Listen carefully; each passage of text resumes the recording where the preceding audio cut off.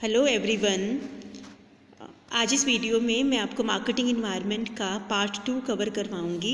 इससे पहले वाली वीडियो में मैंने आपको जो टॉपिक कवर करवाए थे उसमें टाइप्स ऑफ मार्केटिंग इन्वायरमेंट मैंने आपको बताया था।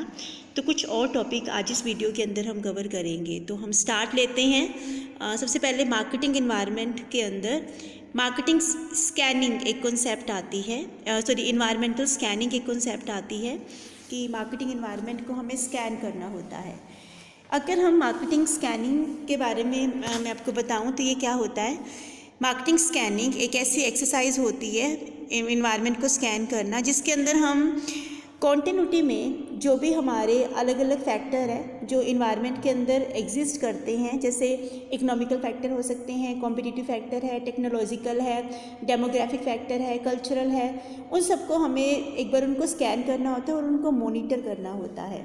तो इस प्रोसेस के अंदर ऑर्गेनाइजेशन जो होती है इन सारे फैक्टर को मॉनिटर करती है, उनको स्कैन करती है, जिससे उनको ये क्लैरिटी मिल जाए कि उनके सामने कौन सी अपॉर्चुनिटीज़ हैं और कौन से थ्रेट है।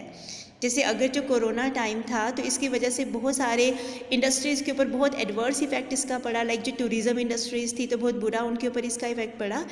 तो इन्वायरमेंट को स्कैन करने से, मॉनिटर करने से वो सारी चीज़ें क्लियर हो जाती हैं कि जो चेंजेस आ रही हैं तो उनका हमारी इंडस्ट्री के ऊपर क्या उसका आफ्टर इफेक्ट होने वाला है।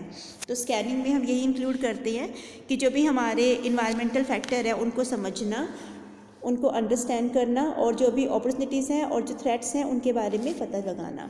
तो इन्वायरमेंटल स्कैनिंग के अंदर बेसिकली हम दो चीज़ों को इंक्लूड करते हैं। सबसे पहले तो इन्वायरमेंट के रिगार्डिंग सर्च करना, इन्वायरमेंट को सर्च करना होता है। उसके बाद अपॉर्चुनिटीज़ और थ्रेट्स को आइडेंटिफाई करना होता है। इन्वायरमेंट को सर्च करने से ही हमें क्लियर हो जाता है कि हमारे सामने क्या अपॉर्चुनिटीज़ हैं और क्या थ्रेट है, किन अपॉर्चुनिटीज़ का फ़ायदा हमें मिल सकता है, किन का हम बेनिफिट इस टाइम उठा सकते हैं, लेकिन उनके लिए क्या क्या थ्रेट है, मतलब क्या ऐसी कमियां हम में हैं जिनकी वजह से हमें चैलेंजेस को फेस करना पड़ सकता है। और उनका पता हमें तभी चलेगा अगर हम इन्वायरमेंट को स्कैन करते हैं। इसके बाद जो इन्वायरमेंटल स्कैन के अंदर ही जो कॉन्सेप्ट आती हैं कि वाई इन्वायरमेंटल स्कैनिंग, कि हमें इन्वायरमेंट को स्कैन करने की क्यों रिक्वायरमेंट है, हम क्यों इन्वायरमेंट को स्कैन करें, इसके क्या रीज़न है। तो सबसे पहला तो अगर हम इन्वायरमेंट को स्कैन करते हैं तो हमें इन्वायरमेंट में होने वाले चेंजेस के बारे में सारी इन्फॉर्मेशन मिल जाती है और हम अपने आप को अकॉर्डिंगली प्रिपेयर कर सकते हैं। जो चेंजेस आएंगे तो उनके हिसाब से हम खुद को भी प्रिपेयर कर सकते हैं। तो क्या क्या ऐसे रीज़न है जो इन्वायरमेंट को स्कैन करना मैंडेटरी हो जाता है, ज़रूरी हो जाता है। सबसे पहले तो it imprints the image of existing environment को स्कैन करने से हमें क्लैरिटी मिल जाती है, एक क्लियर कट पिक्चर हमारे सामने होती है एग्जिस्टिंग इन्वायरमेंट के बारे में। तो एग्जिस्टिंग इन्वायरमेंट में हम क्या इंक्लूड करते हैं, जो हमारे कॉम्पिटिटर हैं, हमारे सप्लायर हैं, गवर्नमेंट है, कंज्यूमर हैं, एम्प्लॉयज़ हैं, टेक्नोलॉजिकल जो इनोवेशंस हो रही हैं तो उनके बारे में बहुत सारी इन्फॉर्मेशन हमें मिल जाती हैं। तो जब इनके बारे में हमारे पास इंफॉर्मेशन होगी, जब इनके बारे में हमें नॉलेज होगी तो इसका हमारी ऑर्गेनाइजेशन के ऊपर क्या इफ़ेक्ट पड़ेगा तो वो भी हम देख सकते हैं। तो इससे जब ये इफ़ेक्ट्स हमें पता चल जाते हैं तो हम एक एप्रोप्रिएट स्ट्रेटजी बना सकते हैं कि हमारी अपनी ऑर्गेनाइजेशन में क्या क्या हमारे पास फैक्टर्स अवेलेबल है और इन्वायरमेंट्स की क्या रिक्वायरमेंट्स हैं। तो कंपनी एक वाइटल जो स्ट्रेटजी है उसको बना सकती है। सेकंड है it makes to have effective strategy. मैंने भी बताया कि इन्वायरमेंट को स्कैन करने से क्लियर सी इन्फॉर्मेशन हमारे पास होती है और हम एक इफ़ेक्टिव स्ट्रेटजी बना सकते हैं। क्योंकि जब हम इन्वायरमेंट को स्कैन करते हैं तो बहुत सारे फैक्ट्स हमें मिलते हैं, बहुत सारा डाटा हमारे पास अवेलेबल होता है जिसके बेस पर हम डिसीज़न लेते हैं। और जब फैक्ट्स के बेस पर डिसीज़न लिया जाता है तो वो ज़्यादा रिलायबल होगा, वो ज़्यादा इफ़ेक्टिव होगा और ज़्यादा एक्यूरेट होने के चांसेस होते हैं। तो इफ़ेक्टिव स्ट्रैटेजी के अंदर हम कर क्या रहे हैं कि हम इवेंट के होने से पहले ही अपने आप को प्रिपेयर कर रहे हैं। ऐसा नहीं है कि इवेंट हो जाने के बाद हम लोग पछताएं, तो उससे पहले ही हम अपने आप को खुद को प्रिपेयर कर रहे हैं इन्वायरमेंट को स्कैन करके कि हम अपने आप को प्रोएक्टिव बनाएं, ना कि हम रिएक्टिव बनाएं, कि बाद में रिएक्ट करने की बजाय कि हाँ ये हो गया और वो हो गया, उसके बजाय अगर हम पहले ही अपने आप को प्रिपेयर कर ले तो वो ज़्यादा बेटर होगा। तो इन्वायरमेंट को स्कैन करने से एक इफ़ेक्टिव स्ट्रैटेजी हम बना सकते हैं। जैसे कोरोना के टाइम की वजह से हम लोग जानते हैं कि लास्ट सेम के पेपर हम ऑनलाइन दे चुके हैं, लेकिन इस बार भी स्टूडेंट्स इसी उम्मीद में हैं कि पेपर में भी ऑनलाइन हो जाए। लेकिन आपके लिए ज़रूरी होगा कि आप खुद को ऑफलाइन के लिए भी अपने आप को प्रिपेयर्ड रखें, क्योंकि आपको क्या करना है, आपको प्रोएक्टिव होना है कि अगर सिचुएशन चेंज हो जाती है और आपके ऑफलाइन एग्ज़ाम होते हैं तो मे भी आपको कुछ प्रॉब्लम्स को फेस करना पड़े, लेकिन आपको पहले से ही उसके लिए खुद को मेंटली प्रिपेयर करना होगा। तो ये बेसिकली यही है कि आपको एक प्रॉपर स्ट्रैटेजी बनानी पड़ेगी। तो आपको अपनी स्टडी जो है वो ऑफलाइन के अकॉर्डिंगली खुद को प्रिपेयर करना है। नेक्स्ट है एक्सटर्नल इन्वायरमेंट जो होता है, ये हमें अपॉर्चुनिटीज़ और थ्रेट्स के बारे में इंफॉर्मेशन देता है। जब हम इन्वायरमेंट को स्कैन करते हैं तो हमें अपॉर्चुनिटीज़ हमारे सामने आती हैं। ये फर्म के लिए कौन सी अपॉर्चुनिटीज़ ओपन है तो उनका पता हमें चल जाता है। हर अपॉर्चुनिटीज़, कोई भी अगर अपॉर्चुनिटी होगी तो उसके साथ कुछ चैलेंजेस, कुछ थ्रेट्स होते हैं। ऑपोजिट्स क्या होते हैं, अपॉर्चुनिटीज़ क्या होती है, ये ऐसे चांसेस होते हैं जिनसे हम अपने प्रेजेंट ऑब्जेक्टिव को अचीव कर सकते हैं। लेकिन अगर हम थ्रेट्स की बात करें तो एक तरह से ये ब्लॉकेट्स होते हैं जो हमारी जो अपॉर्चुनिटीज़ हैं, जो हमारे ऑब्जेक्टिव हैं, उनको अचीव करने के रास्ते में ये रुकावट की तरह आती हैं। तो अगर हम अपनी प्रॉपर स्ट्रैटेजी बनाना चाहते हैं तो हम अपने पहले इन्वायरमेंट को स्कैन करेंगे, और इन्वायरमेंट को स्कैन करने से ही हमें अपॉर्चुनिटीज़ और थ्रेट्स के बारे में इंफॉर्मेशन मिल जाएगी। Helps in reading the future, environment को स्कैन करने से हमें फ्यूचर के बारे में इंफॉर्मेशन मिल जाती है, क्योंकि हम जानते हैं कि फ्यूचर क्या है, हमेशा अनसर्टेन है। हम मतलब एक ना अनसर्टेन का मतलब कि ये तो पता है कि फ्यूचर में होगा कुछ ना कुछ, लेकिन क्या होगा वो हम सर्टेनली हम उसको नहीं कह सकते हैं, बिकॉज फ्यूचर इज़ अनसर्टेन। जैसे अगर हम नॉर्मली भी अगर हम देखें कि हम सबको पता है कि एक दिन तो हम सब ने मर जाना है, ठीक है, लेकिन कोई ये नहीं जानता कि वो कैसे मरेगा और कब मरेगा, तो इसको हम अनसर्टेनिटी कह सकते हैं। लेकिन फिर भी हम लोग कुछ उम्मीद पर जीते हैं, कुछ होप्स होती है हमारे अंदर, हम ये मान के चलते हैं कि कल हमारा है, कि जो आज हम अचीव नहीं कर पाए वो कल हम अचीव कर सकते हैं, क्योंकि ह्यूमन बीइंग हमेशा ऑप्टिमिस्टिक होते हैं। तो ऐसे ही जो हम बिज़नेस हाउसेस होते हैं, जो बिज़नेसमैन होते हैं, तो उनको भी हमेशा फ्यूचर के बारे में सोचना होता है, फ्यूचर के बारे में जानना होता है। तो इन्वायरमेंट को स्कैन करने से एक एक एबिलिटी आ जाती है, और वो कैसी एबिलिटी होती है कि हम अनसर्टेनिटीज़ को रिड्यूस करके उसको मिनिमम लेवल पर लेके जा सकते हैं। अपॉर्चुनिटीज़ को कैपिटलाइज़ किया जा सकता है, उनको बढ़ाया जा सकता है, उनका फ़ायदा उठाया जा सकता है, और थ्रेट को मिनिमाइज़ किया जा सकता है, उनकी डिसमेंटलिंग की जा सकती है। तो ये एक ऐसा रीज़न होते हैं जिसकी वजह से इन्वायरमेंट को स्कैन करना ज़रूरी होता है, और ये रिक्वायर्ड होता है हर ऑर्गेनाइजेशन के लिए। अब हम नेक्स्ट टॉपिक पर आते हैं, जिसके अंदर है फीचर्स क्या हैं इन्वायरमेंटल स्कैनिंग की। जब हम इन्वायरमेंटल स्कैनिंग करते हैं तो उसकी क्या क्या फ़ीचर्स होती हैं, क्या क्या इसके करैक्टरिस्टिक्स है इन्वायरमेंटल स्कैनिंग की। तो सबसे पहले अगर हम बात करें, इन्वायरमेंटल स्कैनिंग एक होलिस्टिक एक्सरसाइज होती है। ये एक होलिस्टिक एक्सरसाइज है। होलिस्टिक का मतलब ये नहीं है कि इन्वायरमेंटल स्कैनिंग सिर्फ पार्शियल होती है, इट्स नॉट पार्शियल। रादर हमें इन्वायरमेंट के जो अलग अलग कंपोनेंट्स हैं उनके बारे में एक टोटल स्कैनिंग हमें करने की ज़रूरत है, एक टोटल स्टडी करने की ज़रूरत है। तो ये जो फैक्टर होते हैं, जैसे पॉलिटिकल है या टेक्नोलॉजिकल फैक्टर्स हैं या सोशो कल्चरल फैक्टर है, तो उनके बारे में हमें सारी इन्फॉर्मेशन को कलेक्ट करना होता है कि हमारी ऑर्गेनाइजेशन के ऊपर इसका क्या इम्पैक्ट होगा। तो ये करने से हमें अपॉर्चुनिटीज़ और थ्रेट्स का पता चलता है। तो इन फैक्टर को, इन कंपोनेंट्स को हमें एक साथ इनको एनालाइज करने की रिक्वायरमेंट होती है, क्योंकि अगर आप इनको वन बाय वन एनालाइज करेंगे तो एक फैक्टर में भी सिर्फ वो अपॉर्चुनिटीज़ को ही रिप्रेजेंट करे, या कोई और फैक्टर सिर्फ थ्रेट्स के बारे में ही बताए, या कुछ ऐसे फैक्टर हो सकते हैं जिनमें थ्रेट और अपॉर्चुनिटीज़ दोनों हो सकते हैं। तो हमें ओवरऑल स्टडी करने की रिक्वायरमेंट होती है। तो जो इन्वायरमेंटल स्कैनिंग है ये एक होलिस्टिक एक्सरसाइज है। आप सिर्फ एक अकेले फैक्टर को ही उसके बारे में एनालाइज करके आप कोई भी आइडिया नहीं लगा सकते हो। तो टोटल वे से हमें इसको स्टडी करना ज़रूरी होगा। इट इज़ एक्सप्लोरेटरी प्रोसेस है। ये जो प्रोसेस है इन्वायरमेंटल स्कैनिंग, ये एक एक्सप्लोरेटरी प्रोसेस है। एक्सप्लोर करना इसके अंदर आता है कि हम सिर्फ प्रेजेंट के डेवलपमेंट के बारे में नहीं सोच रहे हैं, रादर हम फ्यूचर के बारे में सोच रहे हैं। तो इस प्रोसेस को ह्यूरिस्टिक भी हम कह सकते हैं। इसमें जो है इन्वायरमेंट को हमें स्कैन करना है, हमको मॉनिटर करना है, और सिर्फ प्रेजेंट डेवलपमेंट को ध्यान में रखते हुए नहीं, रादर हम फ्यूचर के बारे में सोच रहे हैं, फ्यूचर डेवलपमेंट के बारे में सोच रहे हैं। तो ये एक ऐसी प्रोसेस होती है जिसमें हम नोन से अननोन की तरफ जाते हैं।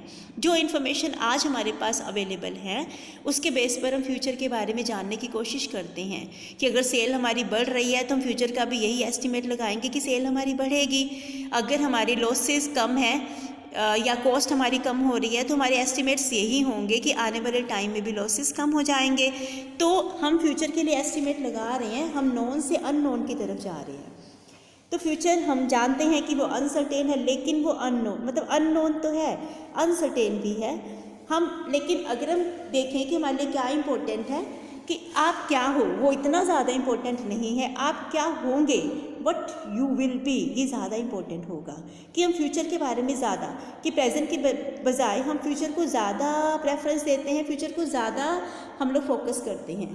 तो ये एक एक्सप्लोरेटरी प्रोसेस होती है जिसमें फ्यूचर के लिए एक्सप्लोर किया जाता है। थर्ड हम इसको कह सकते हैं जो इन्वायरमेंटल स्कैनिंग है, it is continuous process. Continuous process है ये, क्योंकि लगातार चलती रहती है और ये नेवर एंडिंग प्रोसेस है कि इसका कभी एंड नहीं होता।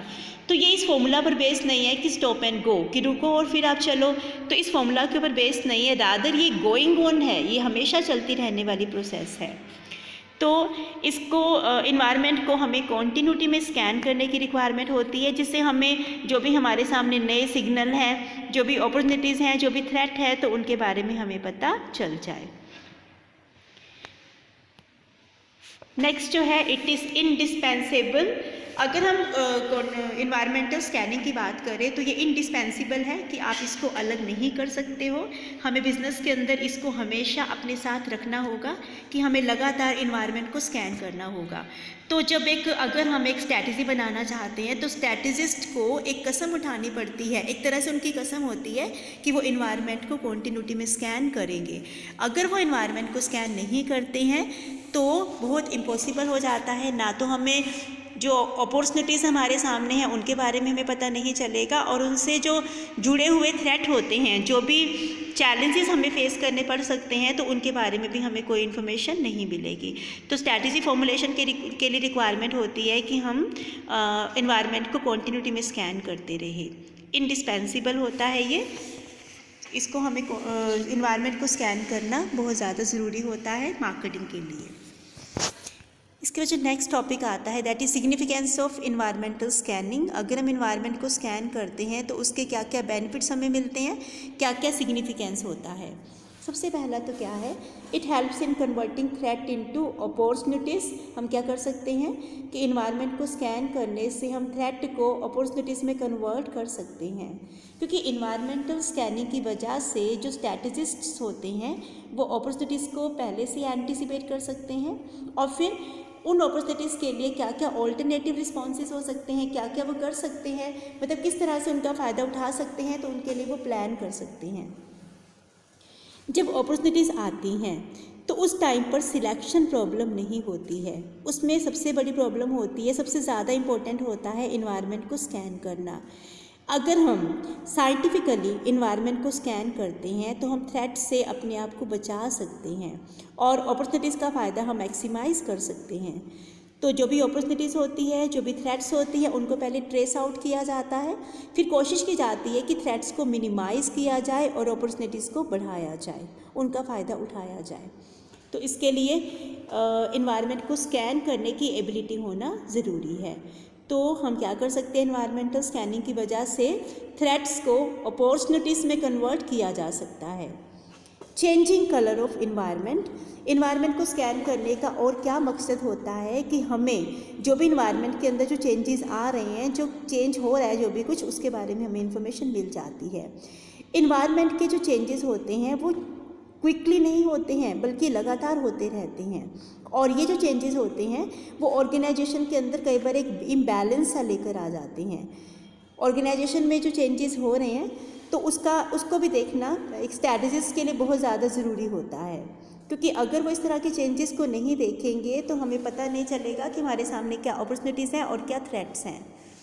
तो चेंजेस जो होते हैं वो अपॉर्चुनिटीज़ और थ्रेट्स के फॉर्म में होते हैं, ठीक है। और जो चेंजेस अगर अपॉर्चुनिटीज़ है दैट मीन सिचुएशंस हमारी फेवर में हैं, और अगर थ्रेट्स हैं तो कुछ वीकनेसेस हमारे अंदर है जिनकी वजह से हम उन अपॉर्चुनिटीज़ का फ़ायदा नहीं उठा पा रहे हैं। जैसे अगर प्रोडक्शन बढ़ रहा है, सेल बढ़ रही है, और लेकिन मार्केट के अंदर कुछ नई टेक्नोलॉजी की डिमांड है और हमारे पास वो टेक्नोलॉजी नहीं है, तो उस केस में वो हमारे लिए बहुत बड़ा चैलेंज होगा, ठीक है। तो ये सारी इन्फॉर्मेशन हमें मिल जाती है एनवायरनमेंट को स्कैन करने से। Narrowing down the alternative, environment को स्कैन करने से जो स्टैटिस्टिस्ट होते हैं तो वो काफ़ी सारे ऑल्टरनेटिव को फाइंड आउट करते हैं, लेकिन हम सारे के सारे ऑल्टरनेटिव को चूज़ नहीं कर सकते हैं। अब हमें उनमें से बेस्ट वन को चूज़ करना होगा। तो ऑल्टरनेटिव को फाइंड आउट करने के बाद हमें उनमें से कुछ ऑल्टरनेटिव को एलिमिनेट करना होगा।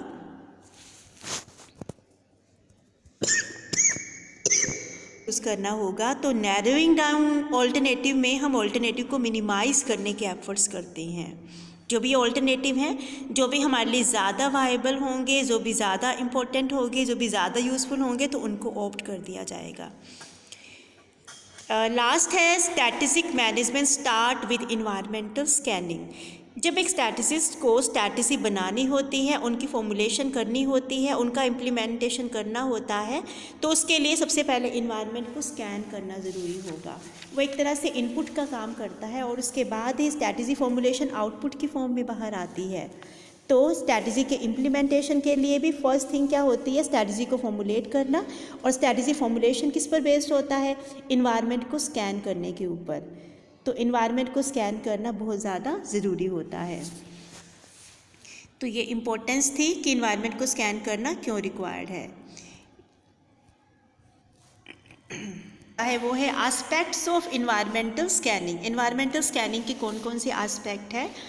इन्वायरमेंटल स्कैनिंग के एस्पेक्ट को 2 पार्ट में डिवाइड किया गया है। इसका जो फर्स्ट पार्ट है दैट इज़ इन्वायरमेंटल सर्च और सेकंड पार्ट है इन्वायरमेंटल डायग्नोसिस। पहले इन्वायरमेंट को हमें सर्च करना होगा, फिर इन्वायरमेंटल को डायग्नोसिस किया जाता है। मतलब जैसे मेडिकल में जो डॉक्टर्स हैं पहले वो टेस्ट करते हैं और उसके बाद फिर वो क्या करते हैं, पहले बॉडी मतलब टेस्ट करने के बाद कि बीमारी क्या है वो फाइंड आउट करने की कोशिश करते हैं और उसके बाद वो मेडिसिन को प्रिस्क्राइब करते हैं। तो सबसे पहले तो इन्वायरमेंट को स्कैन करना ज़रूरी होगा। तो अगर हम इन्वायरमेंटल स्कैनिंग की बात करें, सर्च की बात करें, तो इन्वायरमेंटल सर्च में क्या आता है। इन्वायरमेंटल स्कैनिंग का जो पहला एस्पेक्ट है वो इन्वायरमेंटल सर्च है। तो इन्वायरमेंटल सर्च या हम इसको मॉनिटरिंग द इन्वायरमेंट भी कह सकते हैं। तो इसमें बेसिकली जो सर्च है वो 2 तरह के फैक्टर हम ध्यान में रखते हुए चलते हैं। पहला है कि इन्वायरमेंटल को सर्च करने की बात हो रही है, what and where. What and where का मतलब क्या है, यहाँ पर what to search and where to search की बात हो रही है। तो व्हाट क्या कि टाइप ऑफ फैक्टर, हमें किस तरह के फैक्टर को सर्च आउट करना है, और वेयर का मतलब कहाँ से हम उन फैक्टर के बारे में इंफॉर्मेशन को कलेक्ट करेंगे। तो इसमें सबसे पहला what type of factors are to be searched out and what information we have to be collected, और उनके सोर्सेज क्या होंगे, किस तरह की इन्फॉर्मेशन को हमें कलेक्ट करना है और कहाँ से हम उन इन्फॉर्मेशन को कलेक्ट करेंगे। तो ये दो मेन एस्पेक्ट इसके अंदर आते हैं। तो इन्वायरमेंटल सर्च में सबसे पहले अगर हम बात करें कि किस तरह की इन्फॉर्मेशन को, कौन कौन से जो फैक्टर है जिनके बारे में हमें इन्फॉर्मेशन को कलेक्ट करना है, तो उसमें भी 2 फर्दर इसके पार्ट है। पहला है type of environment, environmental factor to be scanned, हमें किस तरह के फैक्टर को स्कैन करना है। Factor governing the choice of environmental factor, कि इन्वायरमेंटल फैक्टर की चॉइस में भी कौन कौन से ऐसे फैक्टर है जिनका उनके ऊपर इफेक्ट पड़ेगा। तो हम स्टार्ट लेते हैं सबसे पहले type of environmental factor to be scanned, हमें कौन से इन्वायरमेंटल फैक्टर को स्कैन करना है।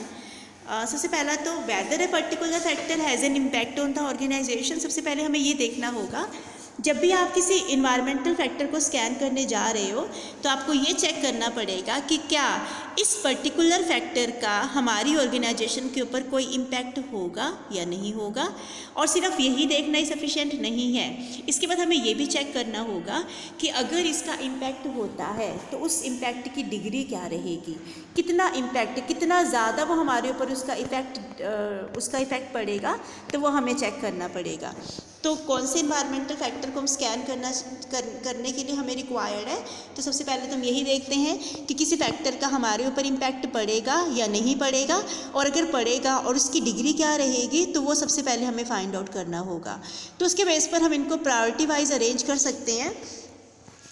हाई प्रायोरिटी, लो प्रायोरिटी हो सकती है या क्रिटिकल हो सकते हैं। तो क्रिटिकल में क्या होगा, क्रिटिकल कौन से फैक्टर होंगे जिनके इम्पैक्ट होने के चांसेस भी ज़्यादा है और डिग्री भी बहुत ज़्यादा है। कि इम्पैक्ट तो होगा मतलब होने के चांसेस बहुत ज़्यादा है, और जो इम्पैक्ट पड़ेगा उसकी डिग्री भी बहुत ज़्यादा होगी। तो उनको हमें क्रिटिकली एग्जामिन करने की ज़रूरत होती है, उनको बारे में हमें सोचना होता है, हमें प्लान करना होगा कि इसका इफ़ेक्ट तो हमारे ऊपर पड़ने ही वाला है, तो उस सिचुएशन में हम कैसे मैनेज करेंगे, क्या हमारा प्लानिंग रहेगा। जैसे कोरोना का जो इफ़ेक्ट है वो बहुत सारे इंडस्ट्रीज़ के ऊपर पड़ा है, तो उनका जो वो रिज़ल्ट था, मतलब कुछ उन इंडस्ट्रीज़ के ऊपर इसका बहुत ज़्यादा इम्पैक्ट पड़ा भी, और उसकी डिग्री भी बहुत ज़्यादा थी। तो उसके लिए प्लान करना रिक्वायर्ड था, क्योंकि अपने आप को अगर हम सर्वाइव रखना चाहते हैं इकोनॉमी के अंदर, तो हमें बदलती सिचुएशंस के अकॉर्डिंगली खुद को बदलना पड़ता है। तो ये दो फैक्टर हमें ध्यान में रखने होते हैं जब भी इन्वायरमेंट के बारे में सर्च करनी होती है, कि कौन सा ऐसा फैक्टर है जो हमारे ऊपर इम्पैक्ट डालेगा, और अगर इम्पैक्ट डलेगा तो उसका डिग्री क्या रहेगी। नेक्स्ट आता है factor governing the choice of environmental factor. जब हम इन्वायरमेंटल फैक्टर को हम उनके बारे में सोच रहे हैं, तो उसके बाद हमें ये देखना पड़ेगा कि कौन कौन से इन्वायरमेंटल फैक्टर को हमें देखना होगा, कौन कौन से इन्वायरमेंटल फैक्टर को हमें चूज़ करना है, जिनको हमें स्कैन करना है। तो इसमें सबसे पहला जो फर्स्ट पार्ट आता है वो है नेचर ऑफ इन्वायरमेंट। इसमें नेचर ऑफ इन्वायरमेंट को हम देखते हैं कि नेचर ऑफ इन्वायरमेंट किस तरह की है। अगर ऑर्गेनाइजेशनल फैक्टर होमोजीनियस है और वो स्टेबल है, मतलब होमोजीनिटी है और स्टेबल रहते हैं हमेशा, तो हमें ज़्यादा स्कैन करने की ज़रूरत नहीं है, हमें इन्वायरमेंटल को सर्च करने की ज़्यादा रिक्वायरमेंट नहीं होती है। अगर इन्वायरमेंटल फैक्टर होमोजीनियस है लेकिन वो चेंजिंग है, कि लगातार चेंज होते रहते हैं, तब हमें थोड़ा सा उनको स्कैन करने की ज़रूरत होगी। थर्ड है कि अगर फैक्टर सारे हेट्रोजीनियस है, अलग अलग है, लेकिन वो स्टेबल है, स्टेबिलिटी का लेवल है उसके अंदर, तो उस केस में भी हमें ज़्यादा सर्च आउट करने की ज़रूरत नहीं है, क्योंकि स्टेबल फैक्टर है तो उतना ज़्यादा वो चेंज होने वाले नहीं हैं। लेकिन अगर हम लास्ट केस की बात करें, जहाँ पर फैक्टर भी हेट्रोजीनियस है और वो डायनेमिक है, अलग अलग फैक्टर है और वो डायनेमिक है और उनमें चेंजेस लगातार होते रहते हैं, तो उनको हमें क्रिटिकली एग्जामिन करने की रिक्वायरमेंट होती है। तो सबसे पहला तो ये नेचर ऑफ इन्वायरमेंट हुआ, जिसके बेस पर हम डिसाइड करते हैं कि हमें किसी फैक्टर को स्कैन करना है या नहीं करना। इसके बाद मैनेजरियल फ़िलोसफी किस तरह की है, कि जो भी मैनेजर है उसकी अपनी फ़िलोसफी कैसी है, उसका अपना एटीट्यूड, उसका अपना बिहेवियर, उसका किस तरह से वो सिचुएशन के लिए रिएक्ट करता है, तो ये सब मैनेजरियल फ़िलोसफी में आती हैं। तो मैनेजरियल फ़िलोसफी के बेस पर मैनेजर को बेसिकली दो पार्ट में डिवाइड किया है। पहला वो पर्सन होगा जो ऑप्टिमिस्टिक है, जो फ्यूचर ओरिएंटेड है, जो लॉन्ग साइटेड है, जो ओवरलुकिंग है, पॉजिटिव है। तो वो किस में इंटरेस्टेड होता है, वो फ्यूचर में इंटरेस्टेड होगा। तो फ्यूचर के बारे में वो इन्फॉर्मेशन को कलेक्ट करना चाहेगा, इन्वायरमेंट को स्कैन करना चाहेगा, और उसके बेस पर ही फर्दर आगे वो डिसीज़न लेगा, अपनी स्ट्रैटेजी की फॉर्मुलेशन वो करेगा। तो ये जो मैनेजर होते हैं उनका बिलीफ क्या होता है, वो ये क्या मान के चलते हैं, opportunities knocks at your door once, कि जो अपॉर्चुनिटीज़ हैं वो सिर्फ एक ही बार आपके दरवाजे पर दस्तखत देती है। अगर आप उनका फ़ायदा उठा लेते हो तो आपके लिए बहुत बढ़िया होता है, लेकिन अगर आप उनको इग्नोर कर देते हो तो फिर दोबारा आपको वो बेनिफिट नहीं मिलता है। तो ये बहुत ज़्यादा बोल्ड होते हैं और वो इन्वायरमेंट को कॉन्टिन्यूटी में स्कैन करते रहते हैं। लेकिन अगर हम दूसरे तरह के मैनेजर की बात करें, कि जो क्या मान के चलते हैं, वो बोल्ड नहीं होते हैं और वो सिर्फ प्रेजेंट में जीना चाहते हैं, वो सिर्फ आज को ही मैनेज करना चाहते हैं। वो इस बात को वो बोदर नहीं करते हैं कि फ्यूचर में क्या होगा, उनके ऊपर क्या इफ़ेक्ट उनका पड़ेगा। तो उनको कोई इन्वायरमेंट को ज़्यादा चेंजेस जो होते हैं इन्वायरमेंट में, तो उनको उनके बारे में किसी भी तरह की इन्फॉर्मेशन की ज़रूरत नहीं होती है। तो उनका बिलीफ क्या होता है, the take care of present future, take care of present future take care itself, कि हमें सिर्फ प्रेजेंट के बारे में सोचना है, फ्यूचर तो अपने आप बारे में खुद ही सोच लेगा। तो इस तरह के सोच के मैनेजर होते हैं। तो अगर इस तरह के मैनेजर हैं तो उनको ज़्यादा इन्फॉर्मेशन को कलेक्ट करने की रिक्वायरमेंट नहीं होती है। इसके बाद हम थर्ड फैक्टर की बात करते हैं, एज ऑफ ऑर्गेनाइजेशन। एज का मतलब क्या है कि जितनी पुरानी ऑर्गेनाइजेशन होगी, जितनी पुरानी ऑर्गेनाइजेशन है उतना ही ज़्यादा उसका सर्चिंग का काम, स्कैनिंग का काम कम हो जाता है।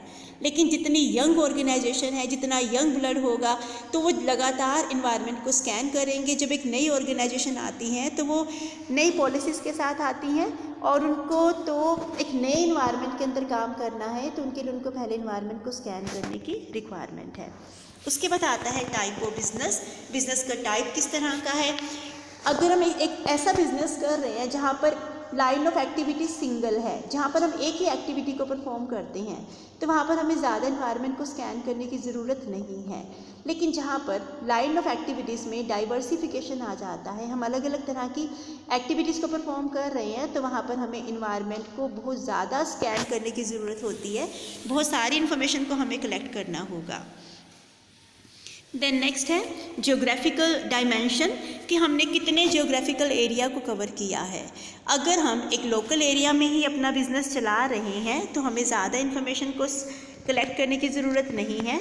लेकिन जैसे जैसे ये साइज़ बढ़ता जाता है तो उस केस में हमें ज़्यादा इन्फॉर्मेशन को कलेक्ट करना होगा। मतलब अगर लोकल ऑर्गेनाइजेशन है तो लिटिल इन्फॉर्मेशन इज़ रिक्वायर्ड, लेकिन अगर बड़ी ऑर्गेनाइजेशन है, मल्टीनेशनल ऑर्गेनाइजेशंस हैं, तो वहाँ पर ज़्यादा इन्फॉर्मेशन की रिक्वायरमेंट होती है।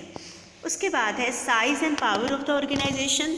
इसमें भी बहुत इंपॉर्टेंट होता है, जिसके बेस पर डिसीजन लिए जाते हैं कि इन्वायरमेंट को स्कैन करने की ज़रूरत है या नहीं है।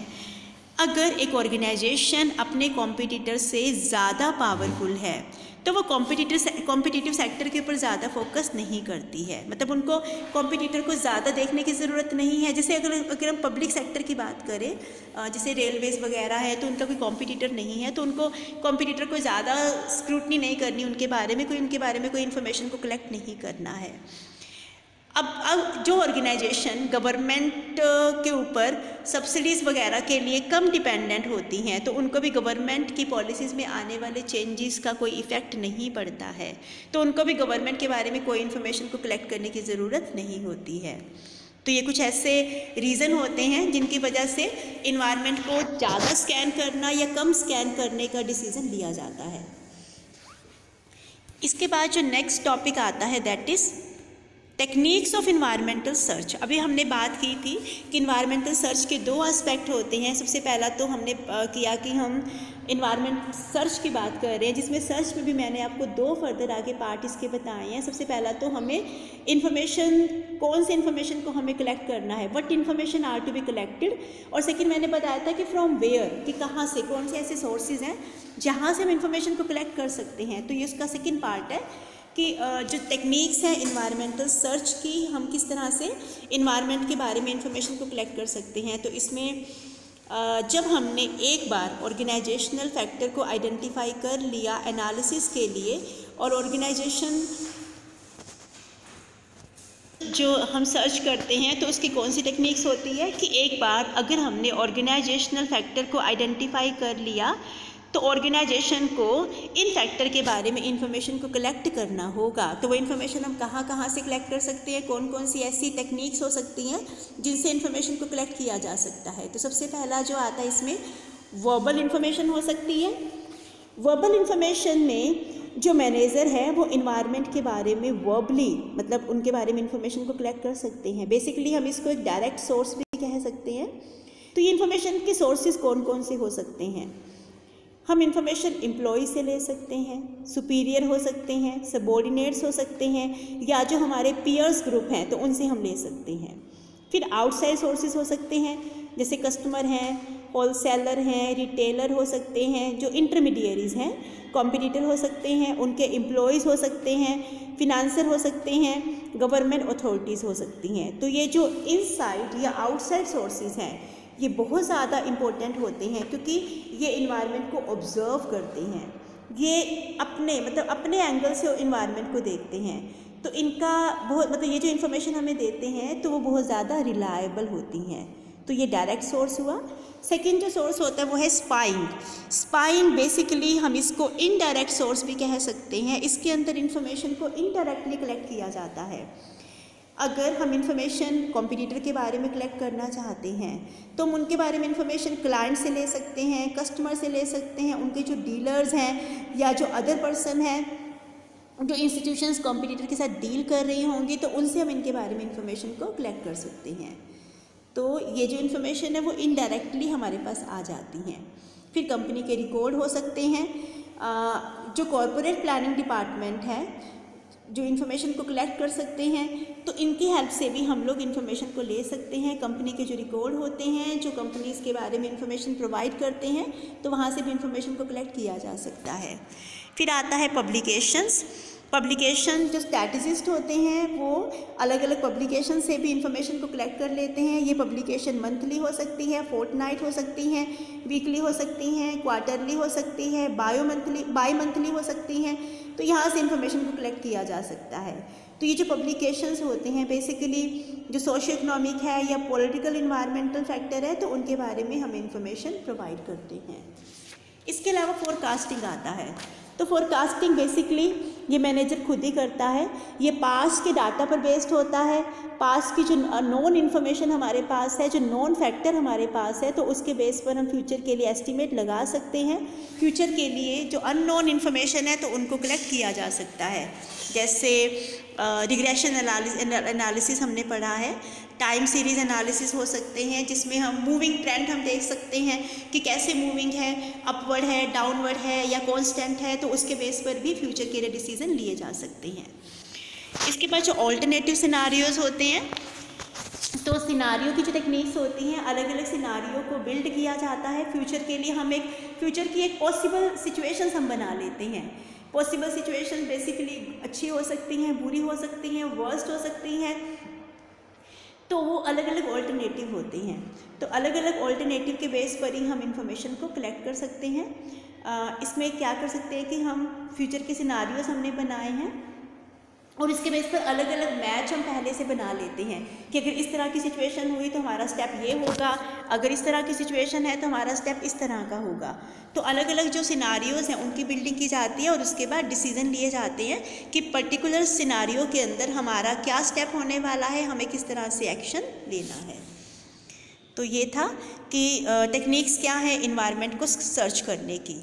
इसके बाद जो टॉपिक आता है that is process of scenario building. अभी मैंने बात की थी कि कुछ लॉजिकल स्टेप्स के बेस पर सिनारियो बनाए जाते हैं, सिनारियो बिल्डिंग होती है।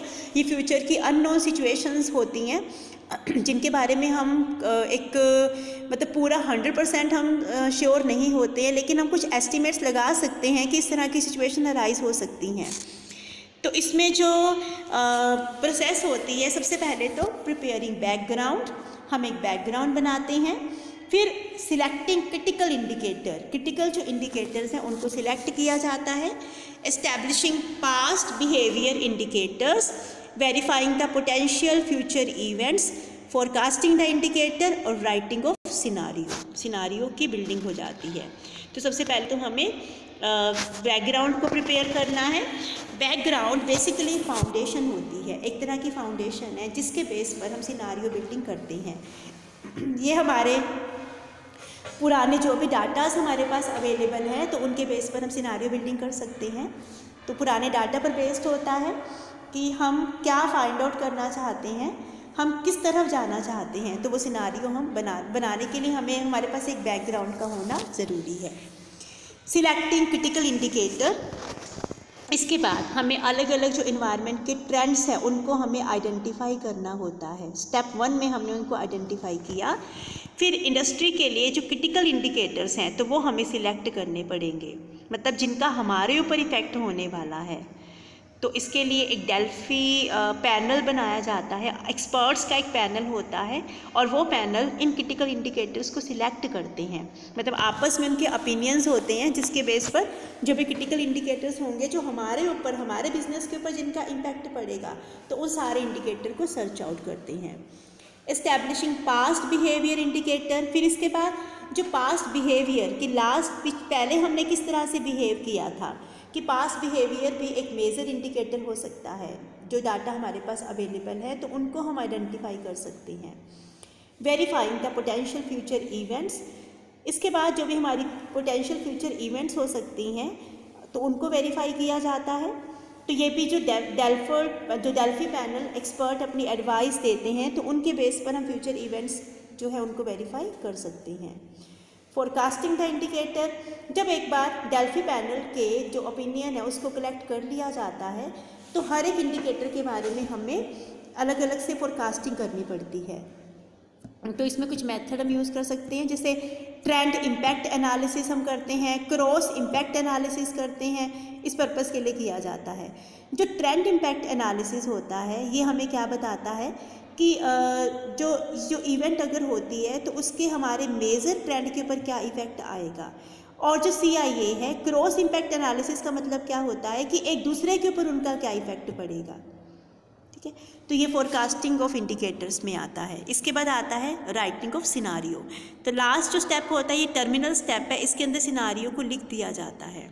इसमें एक से ज़्यादा सिनारियोज़ होते हैं फ्यूचर इन्वायरमेंट को ध्यान में रखते हुए, और ये जो ऑल्टरनेटिव सिनारियोज़ होते हैं हम फ्यूचर की अपॉर्चुनिटीज़ और जो फ्यूचर के थ्रेट्स हैं तो उसी के बेस पर हम लोग अपने अलग अलग सिनारियोज़ की बिल्डिंग करते हैं कि अगर ये सिचुएशन होती है तो इस तरह का सिनारियो होगा, ये है तो ऐसा सिनारियो होगा, और हमारे स्टेप्स क्या होने वाले हैं उस केस में हम क्या एक्शन लेने वाले हैं।